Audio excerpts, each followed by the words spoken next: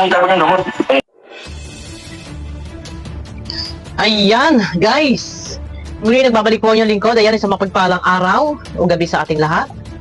At dito guys, ang topic natin ito ay patungkol sa kay Casey at ang mama niya, no? At hindi naman lingid po sa inyong kaalaman, alam naman natin lahat na si Casey, sabihin na natin may depression. Pero ayun na, parang hindi gumagaling at nadagdagan pa ang lola ni Casey ng isa pang problema, at ito nga po yung kanyang nanay na ini-injection na rin, no? Pero bago yan guys, pakiclick naman po ng thumbs up at mega love shout out sa inyo lahat. Samahan nyo ako hanggang sa matapos ang aking video na to. At dito po ay meron tayong gagamitin na video clip. Ito po ay likha ni Mr. Benty Boy. Guys, supportahan po natin si supportahan po natin si Mr. Benty Boy. Sa mga gusto po makapanood ng video, ito po ay patungkol dito sa mag-ina ni Casey. Maaari nyo pupuntahan sa kanyang YouTube channel. Ito guys, sa halip na isa lang, ito, pakita ko muna sa inyo guys, no? Close na yung door na, marunong mag-close. Ayos ka lang? Siyempre naman halis. Sabi kong sara lang ang door na, sara lang ang door. Sabi ni Lola. Pwede mo muna yung window. Ayun, check natin. Check natin. Yung nasa gitna. Nabubuksan ito. Please listen ha. Hindi lang kayo makikinig. Ayan. Pindutin. Yan, yung nasa gitna. Ay, ito? Yung nasa gitna. Ito? Yan, pindutin. Dito guys, no? Sa halip na isa lang, ayan, nakita naman ninyo, ang iintindihin sa pagtutulungan ng nanay at lola ni Casey, isa lang dapat ang intindihin nila. Ito si Casey. Sa kasamaang palad, ang nangyari po ay nag-iintindihin din po ng lola ni Casey ang kanyang anak na ito ay yung mama. Mismong mama ni Casey ay merong, sabihin na natin may tama.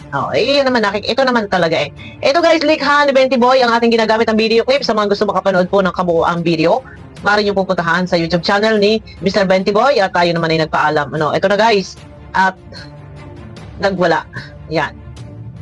Bakit yan ay nag-iba? Hindi. Anong ginawa na sa camera dyan? Wala ka lang yung tinapon niya. Galit na. Bakit? Okay po. Wala. Hoy! Isiraan mo yan! Dito guys, sa hindi malamang dahilan. Ano ang dahilan? Bakit po nagtatapon ng gamit? Naninira ng gamit? Or hindi natin alam kung itong gamit na ito ay sira na ba talaga? Pero sumisigaw doon si lola ni Casey na bakit mo sinisira? Yan. Sa halip nga ay sanib po sa na magtutulungan ang mama ni Casey at ang lola para kay Casey, na alam naman natin noon pa ay talagang mayroong problema sa kanyang health, itong si Casey. Pero ang nangyari po ay dalawa na sila. Naintindihin po ni lola, no, at ni lolo. Ito pa guys, at pinainom ng gamot ni Mr. Benty Boy. Ay ang nangyari sa gamot ay ito na. Yan na rin. Ako makainom sa'yo. Wag na. Yan, wala na yan. Sige, isa lang. Ngayon lang, sige. Ayaw ko nito. Ewan mo itapon yung gamot. Ngayon lang, sige. Ayaw ko nito. Ewan mo itapon yung gamot. Yan.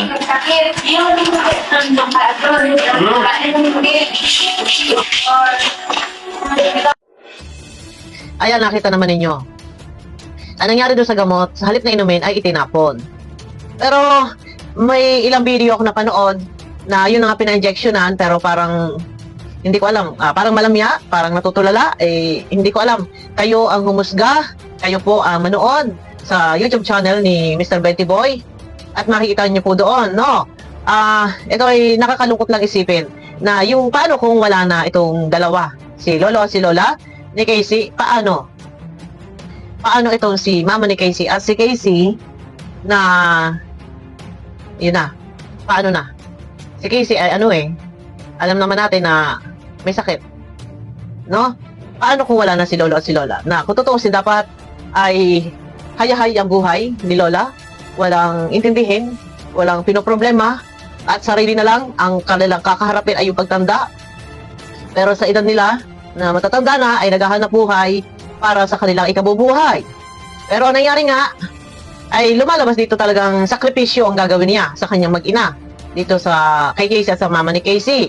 Eh paano nga po kung wala? At alam naman natin talaga ang kinabubuhay lang po ng naglolang ito ay pagtitinda ng banana chips. At alam naman natin na before nga talagang nababanggit naman sa vlog na ito si Mama ni Casey ay mayroong karelasyon. So ano nangyari? Before, ang tao lang sa bahay ay yung maglolola at si Lolo. Pero ito na, nandito na din yung nanay ni Casey. Kung natatandaan nyo guys, na noon, naghahabol itong nanay ni Casey na gustong nananawagan kay Kuya Bal na kung may karapatan ba daw siya doon sa bahay na pinatayo ng Kalingap. Ayan, hayaan nyo at try ko na balikan yung video ko. Medyo natabunan, hindi ko lang alam kung saan part yan. No, doon nananawagan itong mama ni Casey na sinasabi noon, ay may tumatawag na sinasabi noon na ano ba raw, may karapatan ba daw siya din sa bahay na pinagawa ng Kalingap. Ayan. Pero eto na, sana mapanood nyo po. Mapuntahan ninyo, masuportahan natin si Mr. 20 Boy sa hindi pag-skip ng ads.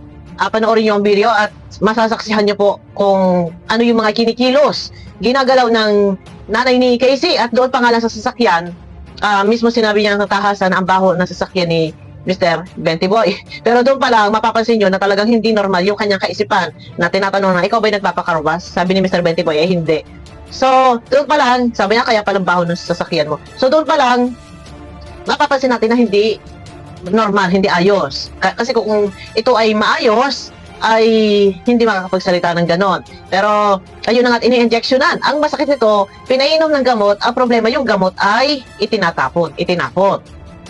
Nakita nyo naman sa ating video clip, itinapon yung gamot. Eh, paano na? Kung walang magbibigay ng gamot, ano ang nararapat? Pa-injectionan, eh, hanggang kailan? No, pero si Robilin, marami na yung mga gumaling. Si Robilin, ang ganda ng ano ni Robilin ngayon. Maayos na, no? Pero ayun na, at ang kawawa kasi dito guys, yung maglola. Paano kung wala na ito? Anong maglola? Yung maglolo, yung mag-asawa, si Lola at si Lola.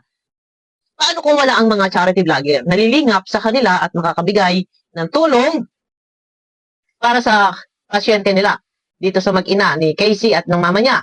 Paano na? Dahil sa pagkakaalam ko talaga, ay minsan ay si Lola ay tumatawag dito kay Mr. 20 Boy pag may problema, lalo pat ganito nga si Casey na alam natin na minsan talaga. Nakikita nga lang ninyo nakatayo sa kama Doon pa lang, kung medyo maayos yung kanyang kaisipan, hindi niya magagawa yon. Hindi niya gagawin yan ganyan.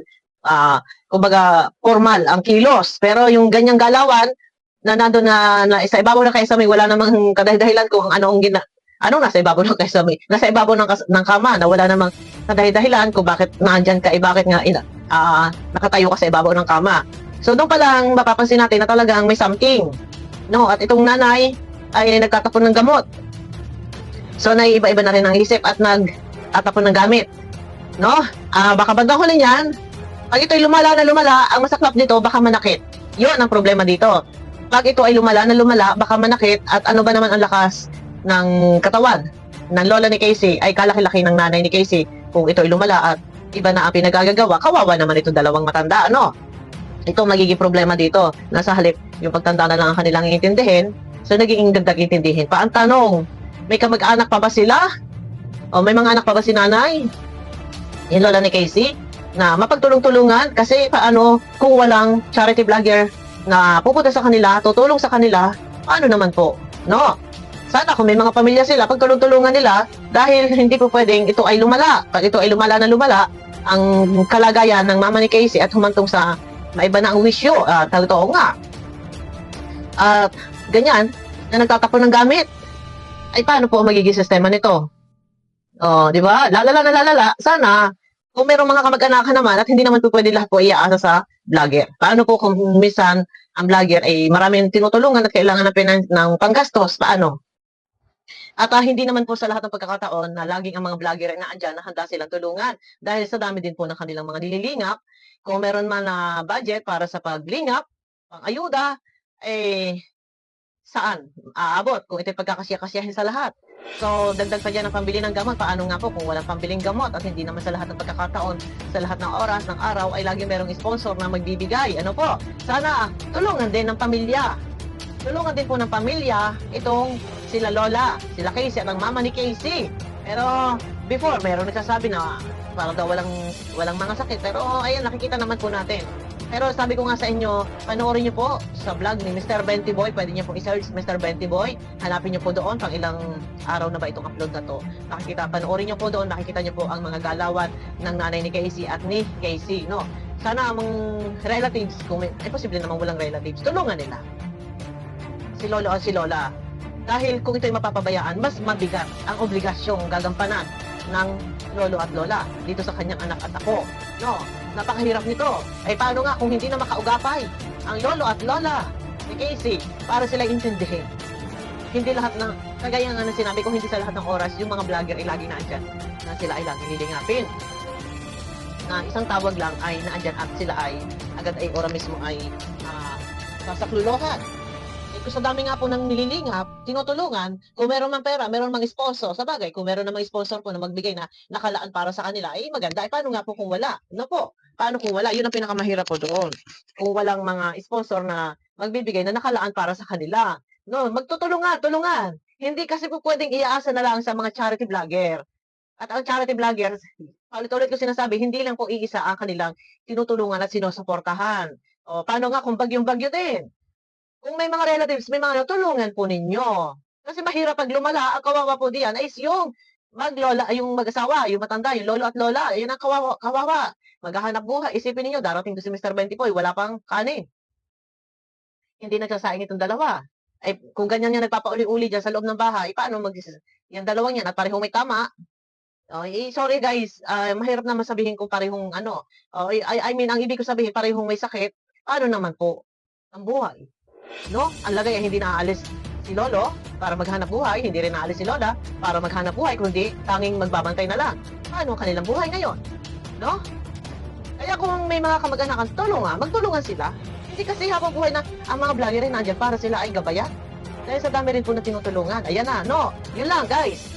Supportahan po natin ang video ni Mr. Benty Boy. Maaari niyo pong patahan sa kanyang YouTube channel para mapanood niyo po yung kabuuan video. No, salamat din po guys. Kung pupuntahan niyo, huwag niyo pong skip yung ads. Malaking tulong po 'yan sa YouTube channel ni Mr. Benty Boy. Ayan na guys, mega love shout out sa inyong lahat.